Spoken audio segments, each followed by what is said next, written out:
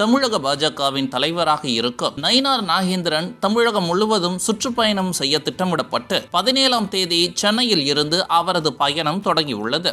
கட்சி நிர்வாகிகளை சந்தித்து வருகிறார். புதிய தலைவருக்கு வரவேற்பு அளிக்கும் பொதுக்கூட்டமாக இது நடத்தப்படுகிறது. அவருக்கு கட்சியின் சார்பில் பலத்த வரவேற்பு அளிக்கப்பட்டு வருகிறது. இந்த நிலையில் கோவையில் கட்சி நிர்வாகிகளை சந்திக்க கோவை சென்றார் பாஜக மாநில தலைவர் நயினார் நாகேந்திரன். காலப்பட்டி பகுதியில் உள்ள தனியார் திருமண மண்டபத்தில் கோவை மண்டல பாஜக சார்பில் வரவேற்பு கூட்டம் நடத்தப்பட்டது. நயினார் வருவதற்கு முன்பாக கலை நிகழ்ச்சிகள் நடத்தப்பட்டன. இந்த நிகழ்ச்சிக்காக நயினார் நாகேந்திரனை வரவேற்று வழிநெடுக பேனர்கள் வைக்கப்பட்டன. நயினாரை சாரட் வண்டியெல்லாம் வைத்து வரவேற்று அதலப்படுத்தியிருந்தனர். மத்திய அமைச்சர் எல் முருகன், எம்எல்ஏ வானதி ஸ்ரீனிவாசன் உள்ளிட்டோர் இதில் கலந்து கொண்டனர். இந்த நிகழ்ச்சியில் அண்ணாமலை குறித்து அனைவருமே பாராட்டி பேசினார்கள். அவர் பெயர் குறிப்பிடும் போது எல்லாம் தொண்டர்கள் கூச்சலிட்டு ஆரவாரம் செய்தனர். இதை கவனித்த நயினார் நாகேந்திரன், ஒவ்வொருவருக்கும் ஒரு ரசிகர் கூட்டம் இருக்கு, ஆனால் ஒட்டுமொத்த ரசிகர் கூட்டமும் அண்ணாமலைக்கு இருக்கின்றது என்று கூறினார். ஏற்கனவே அண்ணாமலை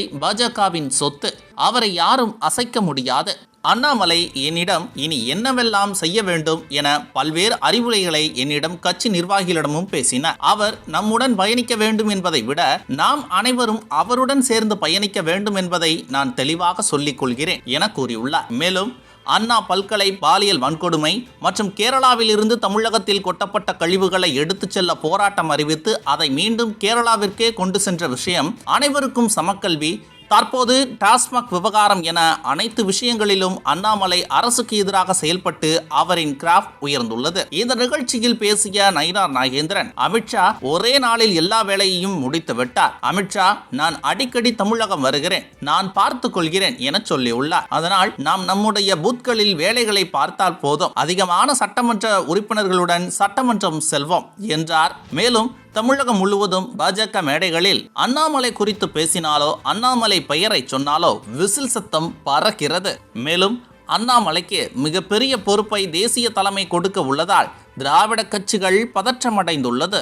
இதுபோன்று முக்கிய நிகழ்வுகள், அரசியல் தகவல்களை ஆழமாகவும் மாறுபட்ட கோணத்திலும் அறிந்து கொள்ள மறக்காமல் உங்கள் IND தமிழ் 24/7 பக்கத்தை பின்பற்றிக் கொள்ளவும். உங்கள் ஒவ்வொரு ஆதரவும் இதுபோன்று பல நிகழ்வுகளின் பின்னணியை அறிய உதவும்.